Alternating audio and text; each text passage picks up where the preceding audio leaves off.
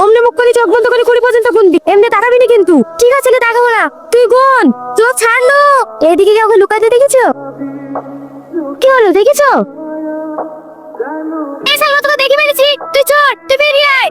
আপনাকে বলতে মানা করতে তাও আপনি বললেন কেন? এবারে আমি চোর কেন না? কি হলো? ওখানে ভিডিও সাইড কে দেখছে, কেন বললেন বলেন? আমি নিজের চোখে তোমাকে লুকোতে দেখেছি, আর এই মেয়েটা এসে জিজ্ঞেস করছে আমি কি করে মিথ্যে কথা বলি বলো? ওরে বাবারে, ও তো সত্যি কথা বললো, আমাকে চোর বানিয়ে দিলি। এখন আমার বাচ্চা মিথ্যে কথা কি করে বলবো বল? এই তুই চোর হইছিস, তাহলে চোখ ধরে আমার লুকাবো, চোখ তো ধরতেই হবে। হবে লোকটা, লে যা, তোর লুকাতে আমি গুনছি। তোমরা সবাই চুপ করো। এই ছেলেটা কলকাতা থেকে এসেছে, তোমাদেরকে কিছু বলতে চাই। আমার নাম টনি, আমি কলকাতা থেকে এসেছি। আপনারা দীর্ঘদিন ধরে জলের সংকট এবং রাস্তাঘাটের জন্য বিডিও অফিসে দরখাস্ত করেছে। আমি সেই বিডিও অফিস থেকে এসেছি আপনাদের গ্রাম এনকোয়ারি করার জন্য। আপনারা যদি রাজি থাকেন এবং জায়গা দেন, তাহলে কিছুদিনের মধ্যে আমাদের কাজ আমরা শুরু করতে পারি। কোনো সমস্যা নাই, জলের ট্যাঙ্কির জন্য আমি জায়গা দেবো। হ্যাঁ হ্যাঁ, আমিও জায়গা দেবো। না না, আপনারা জায়গা দেবো বললে হবে না, আমি গ্রামটা ঘুরে একবার দেখতে চাই। কোথায় ট্যাঙ্কিটা বসালে গোটা গ্রামে জল সাপ্লাই করা যাবে। বাবু বাবু, আপনাকে অনেক ধন্যবাদ।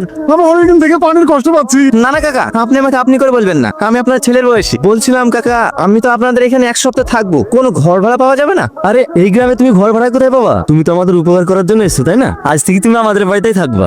ওগো, স্যারকে খেতে দাও। আরে আপনি আমাকে স্যার বলছেন কেন? আপনি আমার বাবার বয়সী, আপনি আমাকে টনি বলে ডাকবেন। আচ্ছা ঠিক আছে। কি গো, কিছু বলছো? অনেক বেলা হয়ে গেছে, টনিকে কিছু খেতে দাও। বুড়ি, মাছের বাটিটা নিয়ে আয় তো। খালি খান। তুমি এ বাড়িতে? এইটা আমাদের বাড়ি। ও বলছি, আমাকে ক্ষমা করে দিয়ে। কিসের ক্ষমা? ওই সকালে আপনার সাথে যে খারাপ ব্যবহারটা করেছি, এটা আমার খুব খারাপ লাগছে, তার লেগে। অবশ্যই ক্ষমা করবো। তার আগে বলো, তুমি আমাকে যে জলটা খাওয়ালে, এই জলটা কোথাকার? কেন ঘাটের পানি? খেতে কি আপনার কোনো অসুবিধা হয়েছে নাকি? না না, অসুবিধা হবে কেন? ঠিক আছে। বুড়ি বুড়ি, মা ডাকছে, আসছি। মা, ও দেখো কলকাতার বাবা বসে আছে, এগুলো ঘুমাইনি। ওরা সব ঠান্ডা ঘরে ঘুমায়, আমাদের এই ঘরে ঘুম আসে?